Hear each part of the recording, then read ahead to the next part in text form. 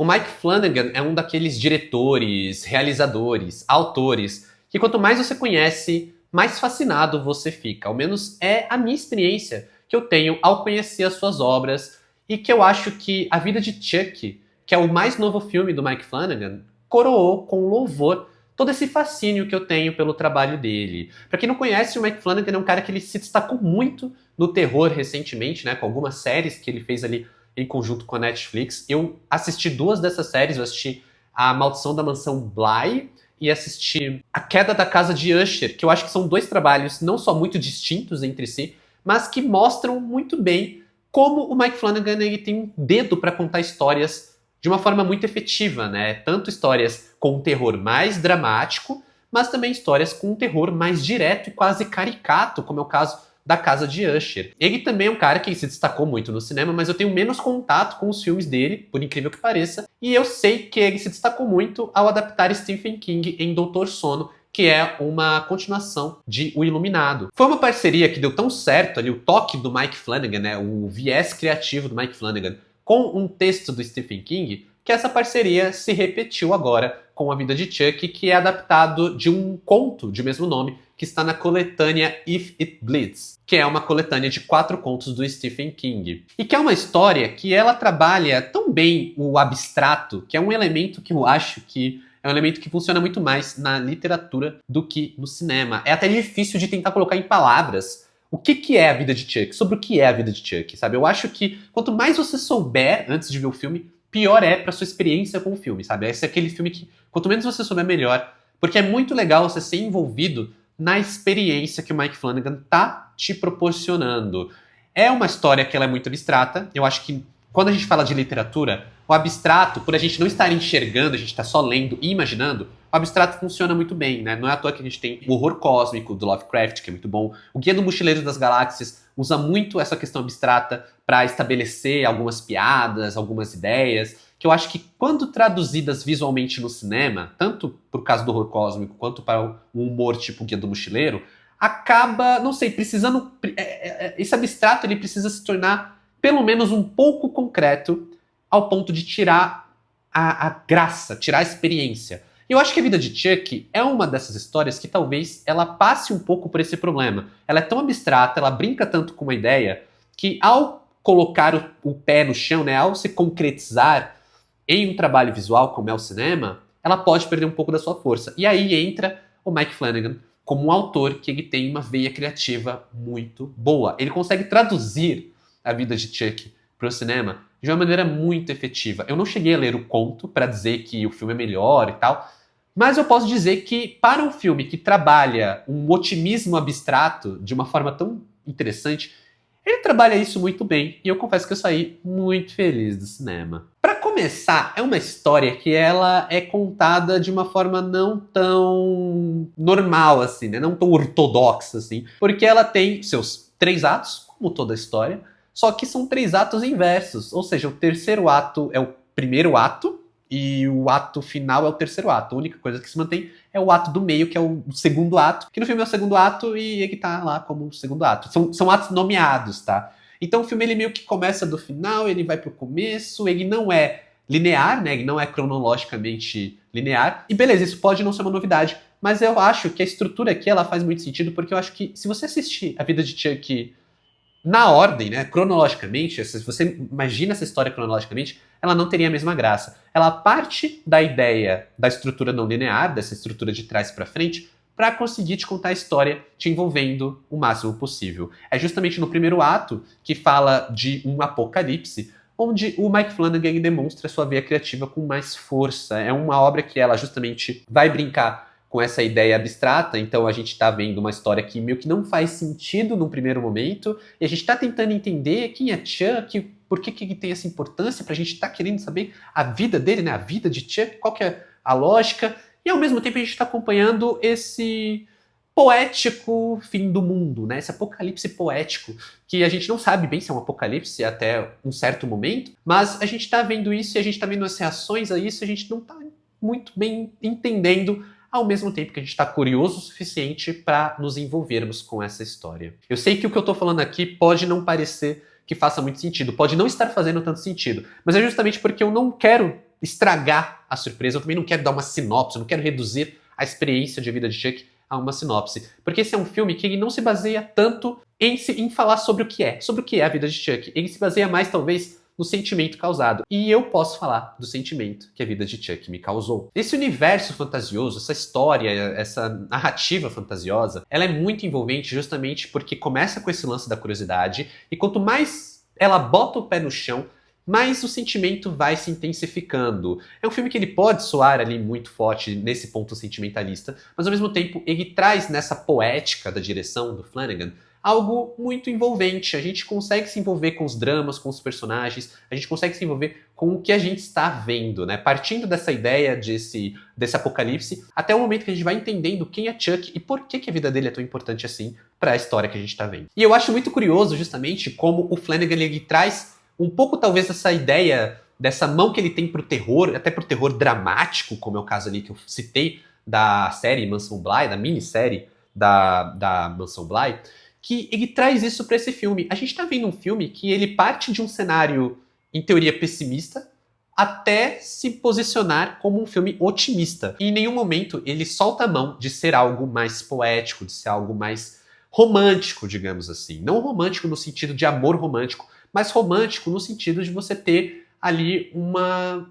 ideia de romantizar tudo que você está vendo, né? Romantizar a vida, digamos assim. É até muito curioso quando a gente tem alguns diálogos que refletem um pouco sobre essa questão do fim do mundo, refletem um pouco sobre a questão das pequenas coisas. E aí você tem outras pessoas que têm um olhar um pouco otimista demais, quase ironicamente, com o fim do mundo, sabe? Quando as pessoas começam a refletir sobre o mundo parando no lugar, né? Então a gente já não tem mais internet e o trânsito parou e terremotos estão acontecendo e você não consegue pensar em mais nada além disso. Você não consegue sequer ir ao trabalho, ainda que você queira talvez tentar manter uma normalidade, e você começa a pensar no histórico da história, do mundo e como tudo é muito pequeno perto do que é o universo, ao mesmo tempo que cada um de nós também é um universo, sabe? É um primeiro ato que ele é muito fantástico nesse sentido. Ele brinca com esse realismo fantástico, que ele vai meio que tomando forma no decorrer da obra, cada vez mais lançando mão de ser fantástico e cada vez mais se tornando realista, né? Então cada vez a gente vai partindo do abstrato para algo mais concreto, sempre, como eu falei, mantendo esse lado mais poético, mais romantizável. E conforme a gente vai entendendo quem é Chuck, a gente vai tendo uma conexão ali com todos os conceitos que vão sendo espalhados no decorrer do filme.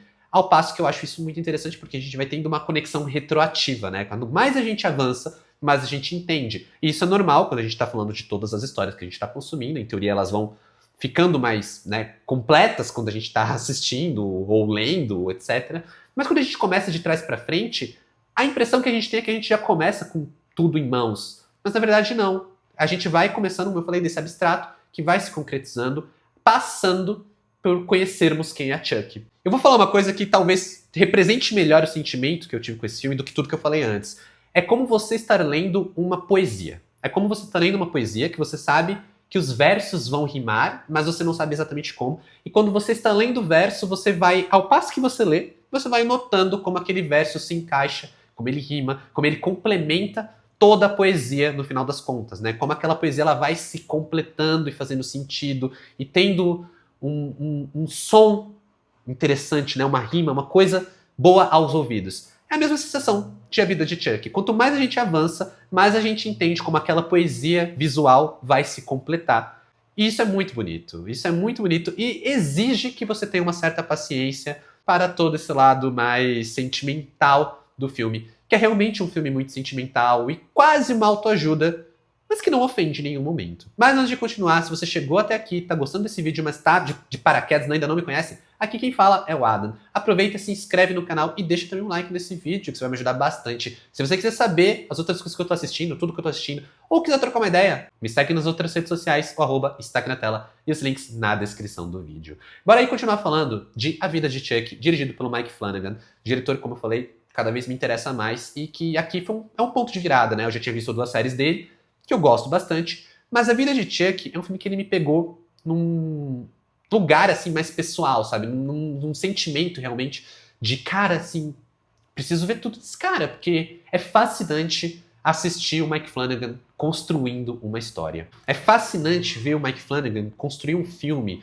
cuja narrativa, como eu disse, me soa como ler uma poesia. É um filme que não só eu vou entendendo melhor o que ele está querendo dizer, mas eu vou me emocionando conforme o filme avança. E eu acho isso muito particular. Eu acho, inclusive, que é meio ridículo a gente reduzir A Vida de Chuck a um filme sentimental, a um filme que é piegas, porque, sei lá, você reclamar que A Vida de Chuck é um filme muito doce é como você reclamar que uma comédia é muito engraçada, ou um terror é muito assustador. Eu acho que faz parte inerente, né, é intrínseco ao que você está assistindo. É um filme para ser otimista, é um filme para ser sentimental, é um filme para te deixar com um sorriso no rosto, ainda que aquele ele precise pesar um pouco a mão nesse lado mais sentimental, nesse lado mais doce. Só que eu acho que ele faz isso tão bem, eu acho que ele faz isso na medida certa. Ele constrói uma narrativa onde os personagens são carismáticos, eles são interessantes, tudo é muito fascinante de se assistir. As relações que a gente vê em A Vida de Chuck são muito legais, a forma como a gente vai conhecendo ele, entrando na vida dele.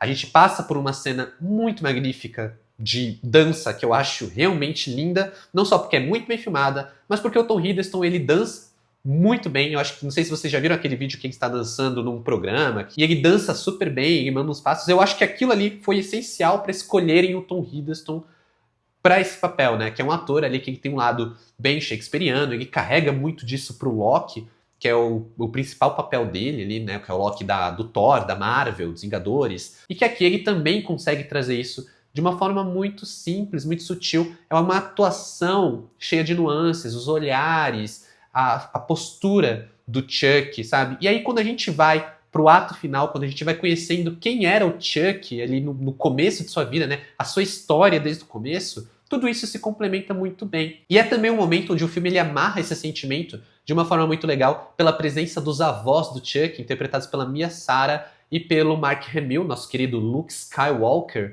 que são personagens muito interessantes e que são fortes na narrativa, ao ponto de eles estarem apenas em um momento do filme, mas a presença deles ser essencial para todo o sentimento causado por A Vida de Chuck. Novamente eu reforço, é difícil de falar sobre esse filme sem estragar nada da experiência, porque ele é um filme muito abstrato, ele é um filme que é difícil até de você falar sobre o que é A Vida de Chuck, sabe? Eu posso falar, tipo, A Vida de Chuck é sobre a vida de um personagem chamado Chuck. Isso não seria interessante e seria reducionista com a história. Ao mesmo tempo que se eu tentar explicar demais, eu posso acabar quebrando a magia de um filme como esse, justamente por ser um filme que ele vai trabalhar muita alegoria, ele vai trabalhar muita metáfora, e tem uma metáfora que eu acho que talvez seja mais significativa do filme, que é quando um dos personagens, interpretados pelo Chiwetel Ejiofor, ele tá explicando o quanto representa a nossa presença na história do universo, sabe? Então, assim, ele usa uma alegoria,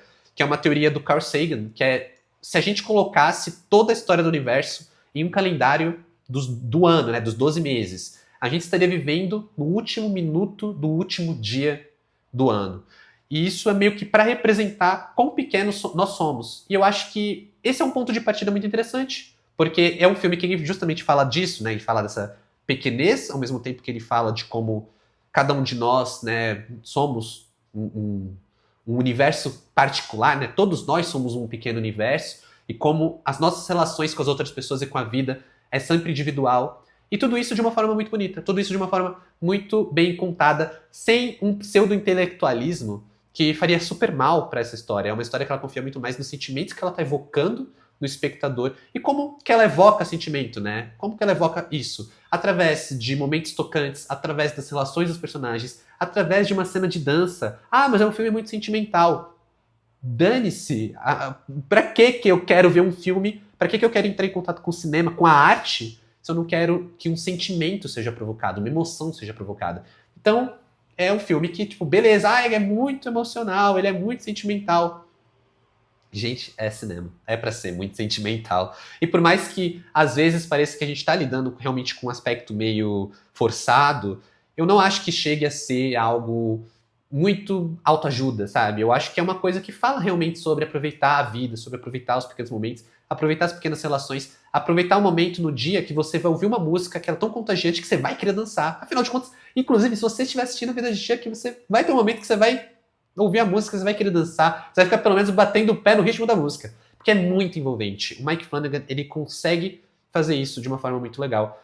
Ele tem uma facilidade de traduzir o que está num texto para as telas, né? Porque o própria Casa de Usher também é um conto, também é um livro, que ele traduz para uma série e ele cria um terror muito particular lá. Na Mansão Bly, ele cria um outro estilo também muito particular. E A Vida de Chuck é um filme também que eu não consigo pensar de outra forma, eu não consigo pensar nessa história. Como eu contaria essa história, sabe? É uma experiência muito própria, muito individual, e que eu acho que ele vai bater em cada um de uma forma muito diferente, principalmente se você estiver aberto ao que o filme quer passar, ao sentimento que o filme quer causar, porque é um filme que ele vai querer te dar um impacto sentimental muito forte, até pelo momento final, pelas cenas finais, né? Todo o significado que ele carrega e que meio que vai fazer você olhar para a vida com outros olhos, né? Você tentar interpretar a vida pelo olhar que ele tá jogando ali, que ele tá sugerindo no filme. É muito poético, é muito alegórico, é muito emocional, mas é um filme muito bonito. E é um filme que me deixou muito feliz, assim. É um filme que eu saí do cinema com um sorriso no rosto, aquele filme que eu consegui curtir a experiência, porque apesar de sentimental, apesar de ser um filme muito sentimentalista, ele é sentimentalista no ponto certo. Então, para A Vida de Chuck, nota 9. Particularmente eu gosto desse cinema que consegue evocar um lado mais emocional, né? Um cinema que consegue te tocar nesse ponto de deixar você emocionado, de fazer você refletir sobre vários aspectos da vida, sobre quem nós somos, o universo, o que significa tudo. Eu não sei, é meio piegas, mas é muito bonito, assim. Eu acho legal, porque é um sentimento interessante, como eu falei, para arte. A arte precisa causar emoção, e quando a arte é boa, ela causa emoção do jeito certo, na forma certa, e a gente vê que é uma obra boa, né? A gente vê que é uma arte boa. É um sentimento muito parecido que eu tive com, por exemplo, O Último Azul, nosso filme brasileiro, que é lindíssimo. E é diferente do sentimentalismo exagerado, porco, daquele filme Aqui. Que, nossa senhora, que coisa forçada. E assim, é um filme muito forçado. Mas agora eu quero saber de você, se você já assistiu A Vida de Chuck, me diz aqui o que você achou. Se você ainda não assistiu, o que você está esperando desse filme, qual a sua expectativa? Muito obrigado, como sempre, por assistir esse vídeo até aqui. Valeu, falou e até mais.